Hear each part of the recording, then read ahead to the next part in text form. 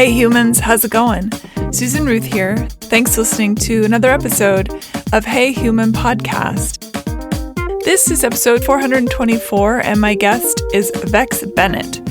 Vex is neurodivergent on the autism spectrum with OSDD, which is Other Specified Dissociative Disorder, and is a host of a system of alters. Vex is also a Therian. Therians identify as a non-human animal or animals while knowing they are human, but relating spiritually, psychologically, and or emotionally to the essence or behaviors of the animal. Therians are not furries. That's a big misconception.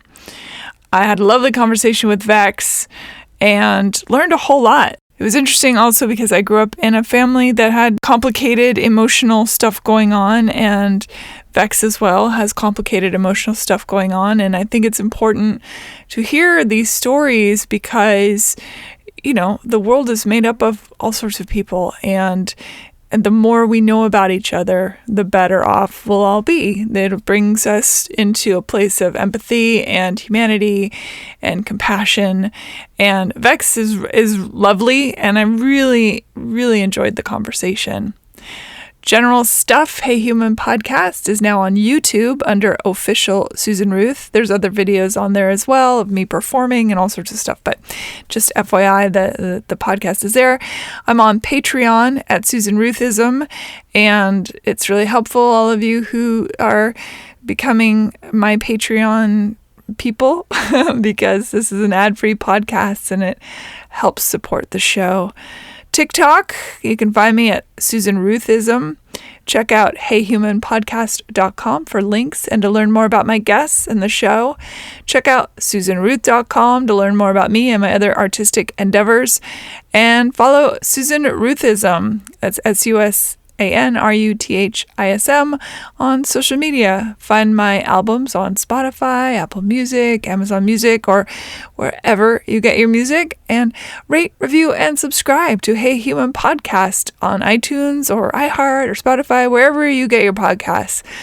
All right. Thank you for listening. Be well, be kind, be love. Here we go. Vex Bennett, welcome to Hey Human. Hi, it's so good to be here. Thank you so much for inviting me on. It was the last thing I expected. Well, expect the unexpected. True. I saw one of your posts. I'm trying to remember now if it was on Instagram or TikTok, but I was intrigued by your story and I thought, well, I'm going to reach out. We'll see what happens next. So I'm so glad you're here. Where are you from? What shaped you as you were growing up? I am from California. I grew up in a suburban area. Growing up, I lived with my mom and my dad and my older sister. I went to pretty much just like a normal school. I grew up with some close friends who lived nearby. I was in like a weird social clique, the neurodivergent children who, weren't diagnosed for anything, but very much had something going on. We all kind of gravitated towards each other. We were a tight-knit group, moved around a lot, didn't really stay in one place for more than 4 years. Military family or? Oh no, we were just renting houses left and right. I'm not sure why we didn't buy someplace and settle down, probably just money issues, but we weren't poor or anything. We were very comfortable. And as we went into high school, unfortunately, my parents did split up. Well, middle school, then into high school, parents split up. So it was a bit rough having to adjust to that, go back and forth. I did end up finding a different group of friends. I'm still in touch with some of my elementary school friends, but it was a big adjustment. I struggled with mental health a lot and identity. Nowadays, I feel like I'm at a point in my life where I kind of know who I am more or less, and I'm happy with it. Yeah, and we all have room to grow. I feel like I'm a different person than I was when I was a teenager, for sure. I'm a different person than in my 20s and so on and so on. And the space to grow into who we are is so important, to have gentleness with oneself. Absolutely. I was very fortunate that I have a family that supports me wholeheartedly and kind of knew I was gay before I even came out. So they kind of saw that coming, so they knew what to prepare for. Sure. I imagine the anxiety around telling people who already know is really trippy because Oh, yeah. they've just been waiting, but they have to give you space to come to your own decision about it. Essentially, yeah. I remember coming out to my dad and he said, "Oh, I know." And I was like, "What?" I was thrown for a loop, to say the least. Yeah, well, I'm glad you had a support system, and you have a support system. That's super important. Yes, I'm very fortunate. You said you have siblings?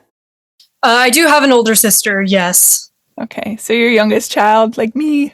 Yeah, I'm the youngest. I don't look or sound like it, but I'm 21. I often get mistaken for a 16-year-old. Yeah, you could pass for a teenager for sure. Yeah, another reason why I don't even bother to drink yet. I'm curious because you said you were moving around so much and you were struggling already a little bit with identity, and also just anyone who falls into the neurodivergent camp, it's already hard for us to find tribe. So how did you go about doing that? Did you have the wherewithal, in other words, as a young person to be able to handle that? I did not know I was neurodivergent until I reached maybe my late middle school years. As a child, I just thought I was weird and different. My biggest hyperfixation was books, so it was very easy for me to be pacified if I was handed a chapter book. But in class, I very much struggled socially and with sitting still and focusing. I used to bite through my pencils to the point where I probably wouldn't be able to use them. When you struggle like that, it's easy for the teachers to write you off as misbehaving. And when it came to social groups, I only ever fit in with my little clique of fellow autistic children Yeah. who understood each other. And I was very much seen as an outcast by everybody else. I wasn't interested in the typical things that other children my age were. And as I grew up into middle school, I started realizing that I was depressed and I had severe social anxiety and general paranoia to the point where it was physically debilitating. But when you aren't aware of that and you only think that there's something wrong with you, you struggle a lot.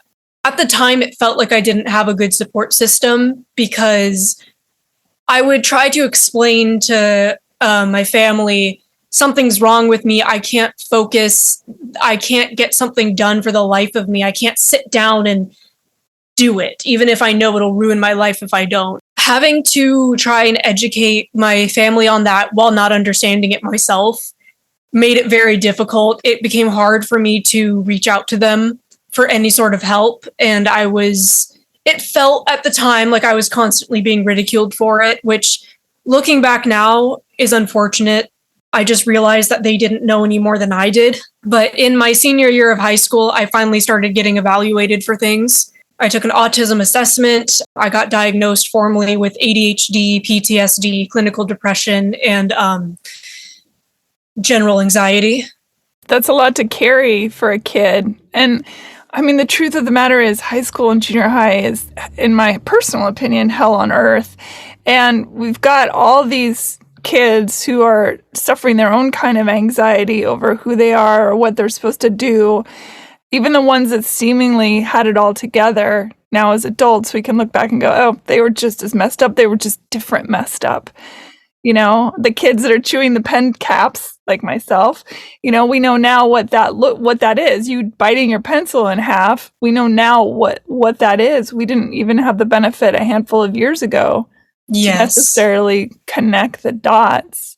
One of the reasons I was excited to talk with you is because I think we live in a world where more and more humans are disconnected even within their own families. And, you know, I go out and I see parents not talking to their kids at all, and just sort of everyone's on their own devices or doing their own thing or suffering their own private hells.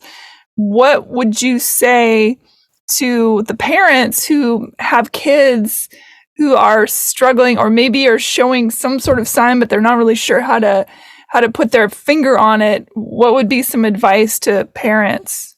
As somebody who went through that,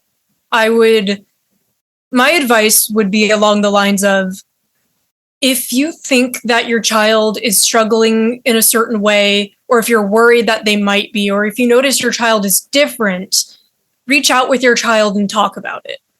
And because you might get some insight into the life of your child that you may not have previously had. And hearing certain struggles, you might think about it a certain way. Oh, my child struggles with paying attention. They must just need that extra motivation. That's not always the case. There is more often than not a neurological component behind it. And I realize that for the older generations, there's a roadblock there when it comes to realizing that, because people don't realize that it's more probable than they think. Back in the day, the reason that you didn't supposedly see as many autistic people is because they didn't know they were autistic, or they were forced to mask. Autism, I had to explain this to an older family member of mine a couple years back. Autism does not only come in the form of being a nonverbal 5-year-old. There's different forms of it, and your child may have a form of autism or ADHD or some other disorder or something going on, some sort of neurodivergency that you just may not expect based on the symptoms that are shown. Mm-hmm. Or you may not recognize them as symptoms. And to have patience to know that if you ask your child these questions, to know that they may not have the answers or know how to articulate their feelings yet. Yes. I know when I was growing up, I still am growing up. When do we ever stop? But when I was younger, I struggled articulating how I felt. I turned to music. I turned to cosplay. I turned to other forms of self-expression. And it didn't seem to reach deeply for other people. And I realize now that's because I experienced the world differently. Mm-hmm. That's well put. Let's talk a little bit about the complex PTSD. Do you feel like it's tricky enough to navigate this world without developing PTSD? Because, again, especially for somebody in your generation, I imagine in my generation, everybody was scared of a whole lot of stuff. In your generation, I think, and mine too, I mean, we're all connected, obviously. Your problems are my generation's problems, but we're faster at the exit door, leaving behind, a little bit of chaos, a lot of chaos. Does that feed into your anxiety, or are you able to disconnect from that, do you think? Well, your anxiety coupled with complex PTSD. The anxiety on its own is already a lot to have to deal with, because I have to explain it in this way. The anxiety disorder is like having your flight or fight reaction always active. And that's a lot to fathom. The PTSD itself comes from, it's actually sourced from something or a series of events. So coupled together, it is a load to bear. Going through the world itself without PTSD is already a lot to handle. I can't, it's hard for me to articulate it. We already as humans struggle with our own internal feelings and how we're perceived and figuring out who we are. And with something like PTSD, stopping oneself from expressing themselves, from existing as themselves, or doing certain things as simple as leaving the house or wearing what you want to wear out of fear of a certain event coming back. It can be hell on earth. You just have to learn how to handle it, and it doesn't make life any easier to have those. It doesn't fix anything, is what I'm trying to say, to have certain coping mechanisms or to go through expecting what's going to happen, but it can make it more manageable at the very least. That makes sense. I saw I think it might have been on your Instagram that you had put, you're part of a system, a dissociative disorder system. Yes. Do you have a personality disorder, or do you have What does that mean? Because I know there's a bazillion different things that can encompass. There's so much stuff. Yeah. OSDD is otherwise specified dissociation disorder. OSDD does fall under the DID umbrella, which is dissociative identity disorder, which was previously categorized as a multiple personality disorder. OSDD is a form of DID that is slightly lesser, where the effects are and the symptoms are maybe not as intense as full-blown dissociative identity disorder. However, it is still very prominent and it is enough to be classified. My experience with OSDD as a whole system has been very complicated. Up until about a year and a half ago was when we started to do more research into it and accept, hey, maybe there is something wrong. We can't remember huge portions of our life. We forget faces and names incredibly easily. We don't remember big life events. We don't remember what we had for breakfast. And another thing is we're more comfortable referring to ourselves as a we more than anything. Do you have what you have identified as other, I hate to use the word personalities because I feel like that doesn't really give it justice to the complexity of it all. My mother is DID, so I grew up in a house with that experience. Of course, that's not what they called it back then. Yes, yeah. There was really absolutely particular personalities that would come through. It seemed like some of the characteristics that would come forward had little self-awareness of the others. The thing I would say about that is that everybody experiences their DID, OSDD, whatever, their journey differently. There are definitely a lot of systems who have little awareness to the others. There are some that are very well aware, and there are some that are in the middle. With our personal experience, for a majority of our life with this disorder, we were not aware of it. But we started going to therapy, started getting diagnostic processes done, and now we are more or less aware of a good portion of what goes on in headspace and what happens outside of it. The form of OSDD that we have, it's the type where we do not experience full-on blackouts very often. We more often have grayouts, and the amnesia is still heavily present.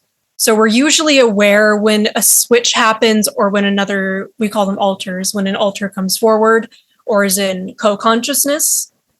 That being said, it is difficult because we don't remember a lot of stuff, and we have kind of a code where we don't talk about it online.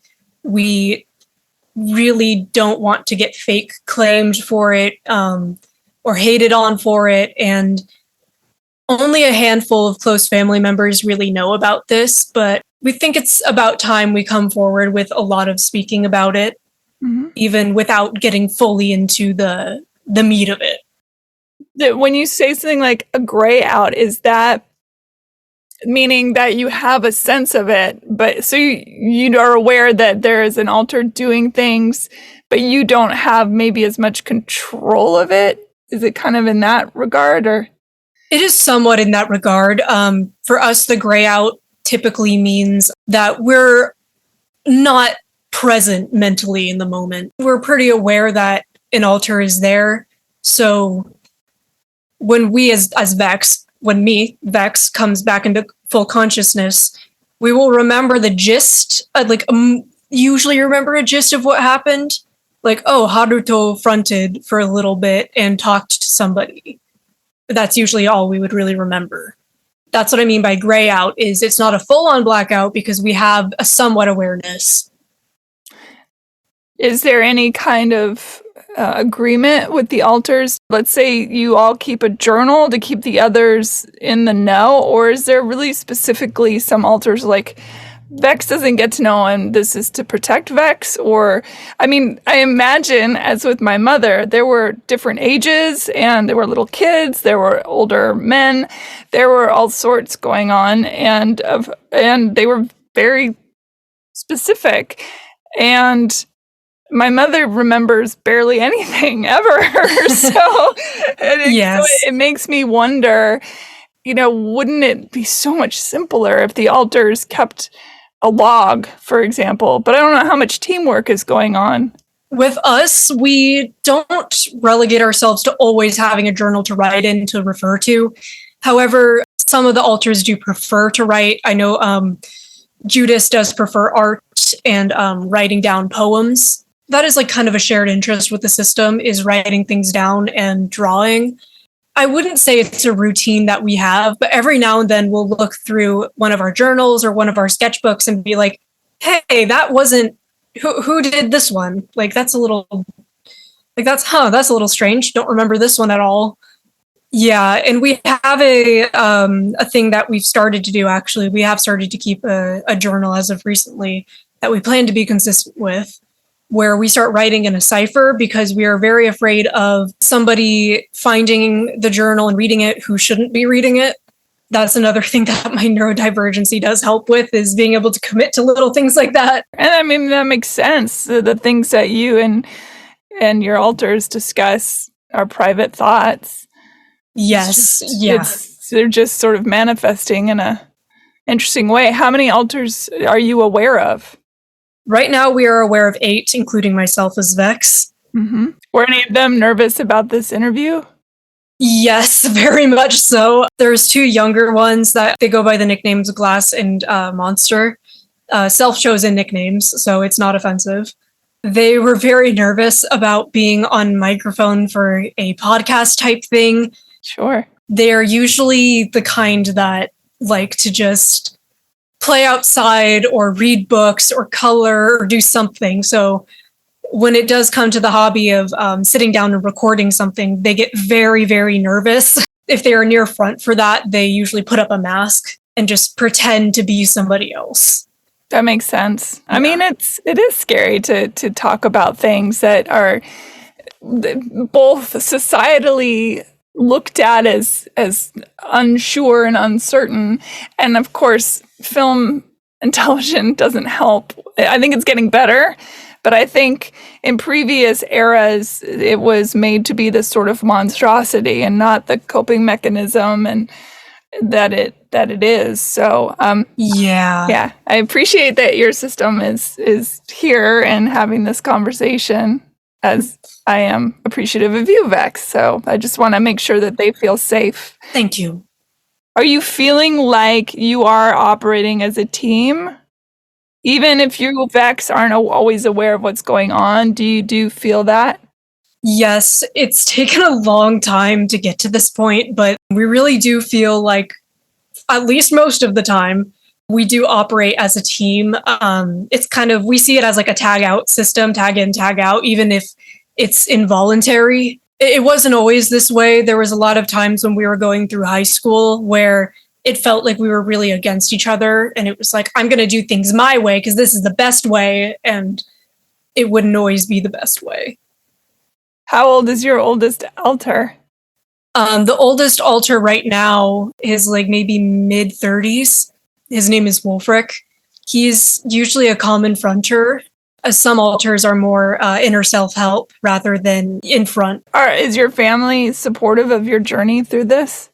Not all of them are. There are some family members that I have not told and will probably not be showing this podcast to.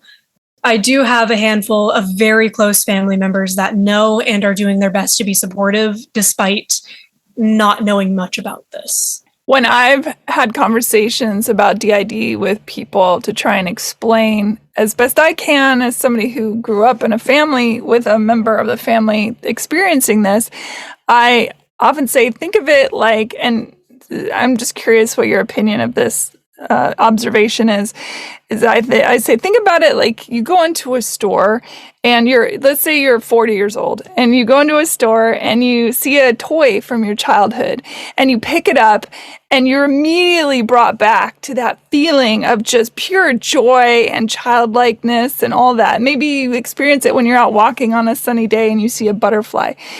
That feeling then just manifests into a whole person is kind of the best way I can describe it. And the thing is true when people say, oh, I lost my head and I was just so angry and I said all these things I didn't mean and it wasn't me. Well, it was you because it's a part of who you are. That's my best way to kind of help people understand what it's like. I really like that. That is a very good way of putting it. I never would have thought of it to explain it like that.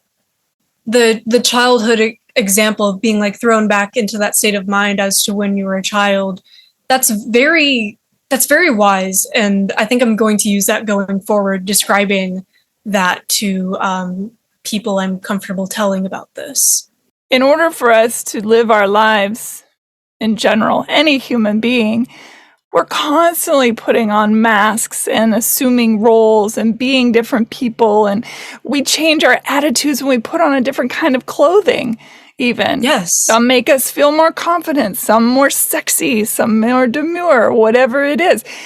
Those feelings that are being elicited, I feel like, are in the realm of this sort of, if you can just take 3 more steps the other way, you'll kind of get a grasp on it. Absolutely, yeah. Yeah. So tell me about, I wrote this down, not a furry, it's a Therian. Yes. Very important distinction. Let's talk about that. So you identify as part of, would you call it part of your cosplay or just part of your identity as Therian? Part of myself as Therian. Therian. Sorry, I'm saying it wrong. Oh, it's okay. I will give a very basic run through of the explanation, just for the people in the podcast who are listening. Perfect. A Therian is a person who non-physically identifies as one or more animals. This can mean spiritually, psychologically, mentally, or just a strong connection to. And I would like to specify that the core of therianthropy is knowing and being aware that you are a human. There is a very big difference between having a favorite animal, feeling really connected to a certain type of animal, and being a Therian. Because being a Therian is identifying as that animal in a way that is, at least from my knowledge, non-physical. Is that, do you think, part of the DID, or is that something completely different? It is something completely different, although there are a good number of systems who also identify as being Therian, or some other branch of it. Because in DID, I am aware that there can be non-human alters. In short, it is distinct, but they can go hand in hand. Interesting. And you identify as a Mexican wolf? Yes, aka the Calupo, which is a Mexican wolf dog, and I do have a second stereotype, which is barn owl. And those are powerful creatures. I agree. Thank you. How does it feel when you embody the spirit of those things? That is a good question. I, like most Therians, get shifts, which come with getting phantom sense, which means that at times I can feel like I have the traits of that certain animal, either mentally or somewhat physically. Start getting phantom sense, like feeling like I have fangs, or feeling like I have claws or talons, ears or a tail. And it's a very bizarre feeling because you can move your hand and be like, wait, that's not there, but it feels like it is, or it should be. It is not something that every Therian experiences. Everybody has their own journey with it. But mental shifts are another thing. It can feel very liberating to embody the mental state or the spirit of that animal. But at times it's not always fun. Therianthropy is not a choice. It is an involuntary identity. So when I'm out with people or when I'm with my friends and I start feeling shifty about something, I have to really try and shake it and be like, okay, now is not the time. Now is not the time. It's like, let's put that aside for now, put it in a box, get back in the box. Well, when you do feel yourself becoming that, does it actually change how you'll behave out in the world at large? It definitely can and does. For example, there are times when I have been out with friends who are unaware of the full scale of therianthropy and the mental shifts. And like I hear, for example, a dog barking that instantly can sometimes flip a switch and be like, oh, okay, I need to do this, or it makes me really aware. It shifts how we act with around other people. What we tend to do is get really quiet and just be like, okay, just stare at this, feel what you're feeling, but stare at this, don't break eye contact with it. It's like, that's our form of getting through it, getting through a mental shift, is just sit down, think about it, feel it, and let it pass the best you can. And what is the difference between that and a furry? A furry does not identify themselves as an animal at all. A furry is a hobbyist who participates in the furry culture, such as making characters that are anthropomorphic animals or cartoony, or sometimes more realistic, that are usually more humanized. And a big part of furry culture is fursuits and costumes. That is something that does overlap with the Therian community, is having costumes or masks or partial stuff like that. Although we do have some things in common, we are not the same community. And it is worth mentioning that furries can be Therians and vice versa. You can be part of both communities as well as just one. Have you found your community as a Therian? I think that I have. I don't have any Therian friends in real life that I can go visit and hang out with, unfortunately, but I have a lot of people online that are very supportive of me. I have close friends that support me with it and send me things like, hey, I saw this and thought of you, and it's a piece of Therian media. So I definitely feel like I've found my little community, or my pack, so to speak. Yes. I don't know what a bunch of owls is called. I'm curious. I'm actually not sure either. I'll have to I know, look that like up. a group of crows is a murder. A group of flamingos is has a funny name. I can't remember. I know that a group of monkeys is called a congress. Yes, I love that one. Yes. It's fun to know all those so much. Do you? This is kind of a weird question, but when you feel yourself shifting into that energy, do you find that other animals respond to you differently? I do, actually. Yeah, okay. Can you talk about that a little bit? Because I would think like dogs especially.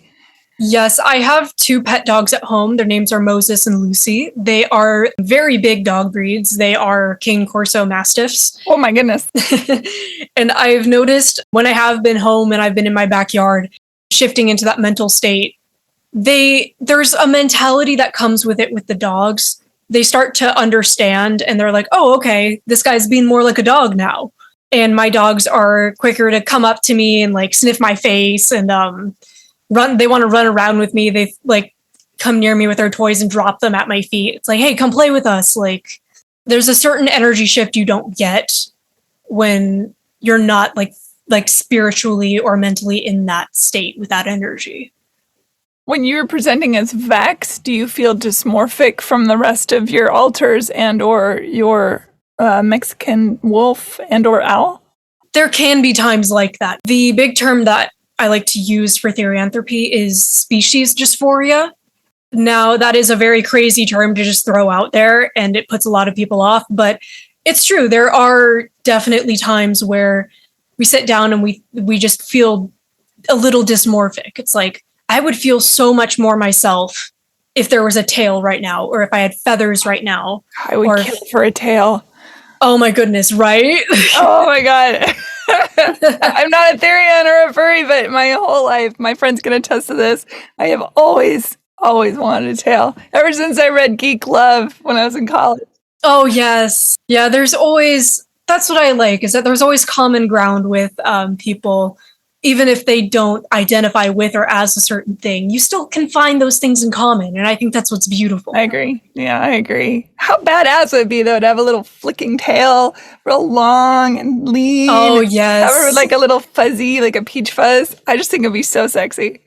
It would be pretty cool. It would definitely, at least for me, it would help boost my self-confidence a little. Even if, there'd be people who are like, oh, tail, and they'd pull on it. It's like, yeah, whatever. There would be less miscommunication, I feel like, because one of the ways we understand the animal kingdom is by the movement of their tail. Yes, that is true. And by the ears and such. Yeah.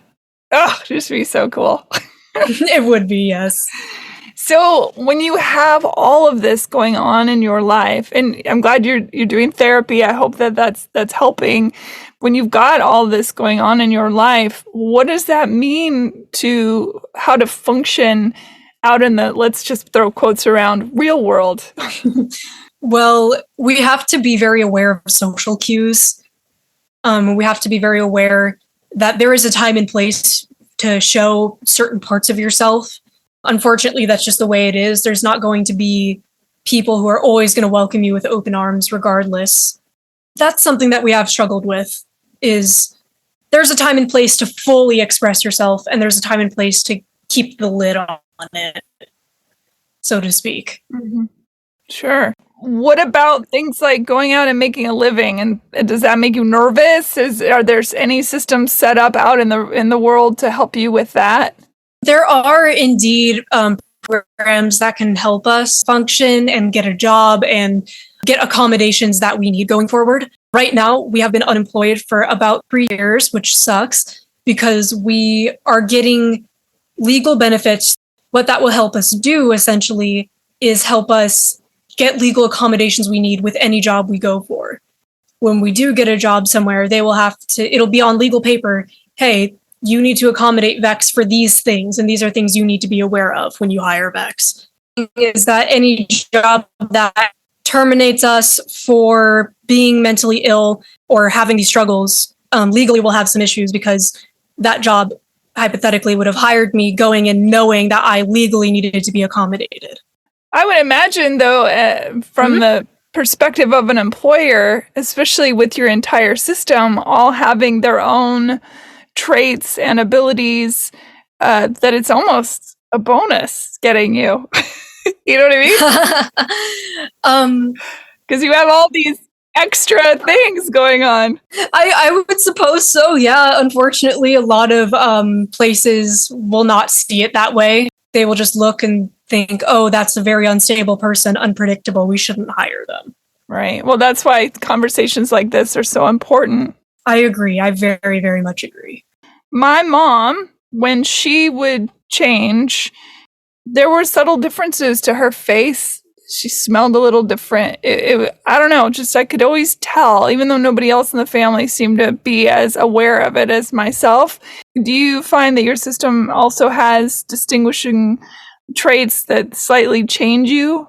Yes, absolutely. We've had to ask some of our friends about this to get some clarification. Wolfric, for example, he's a very common fronter. We have been told that when he does front, our face just kind of droops a little bit, becomes more relaxed or melancholy. Our voice tends to deepen and get a little less lively. And we tend to speak more frankly about certain things, just one-word responses, or think or like speak very logistically about things than we normally would. Yeah, interesting. And we've noticed, like we've been told with a very polar opposite alter, Judas, that when they front, they get very physically lively, they get bouncy, their face brightens up, and they want to pull people in and just be like, hey, let's go do this.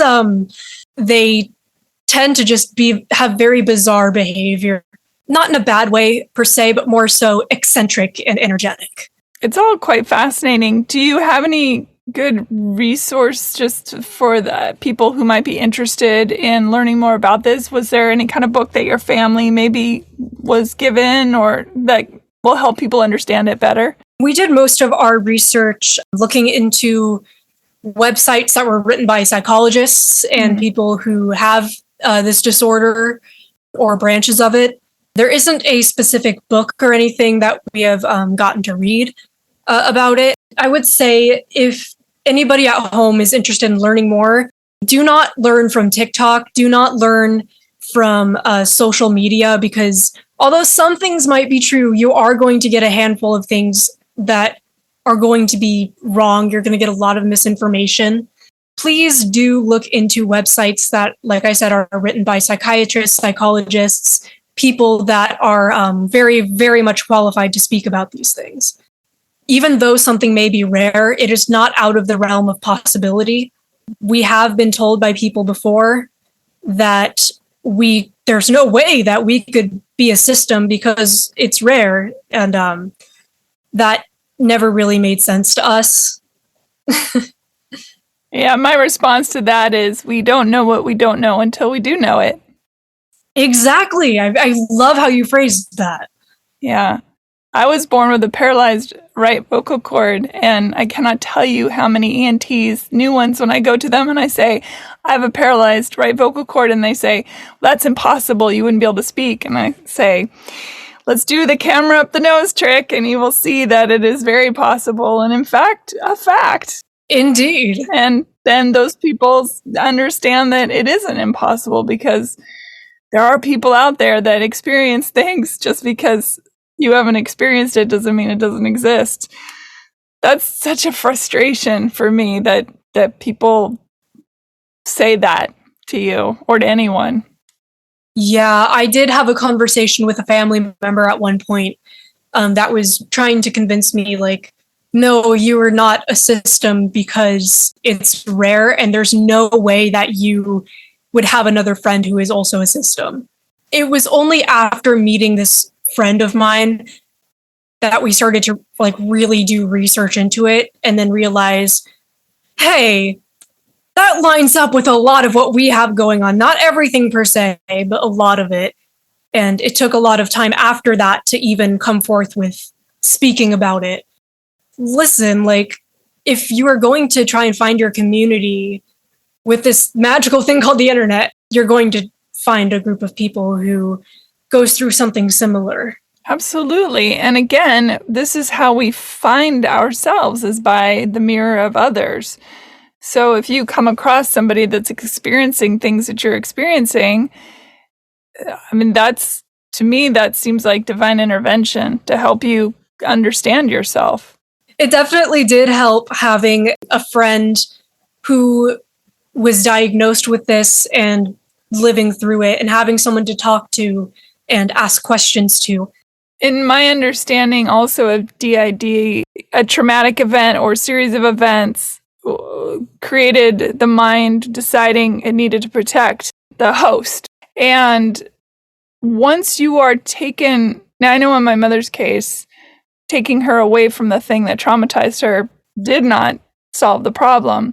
So I think a lot of people expect that once you're out of danger, that somehow you will reintegrate. But I mean, I'm here to say that that doesn't happen as far as my own personal experience in my family. Can you speak to that a little bit? Yes, that does not necessarily happen. Being able to fully integrate again is not something that all systems experience. There are like a good portion of systems that never fully integrate into the one being again.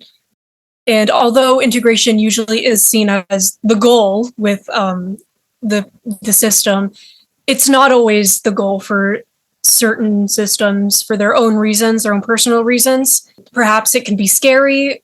Perhaps they're just not able to. When you are out of the danger zone with the traumatic event or the series of traumatic events, you are correct. It does not just go away. It does not vanish or disappear. It is a personality disorder that sticks with you from then forth. And in our case, well, not every system remembers what their trauma is or what the series of traumatic events was.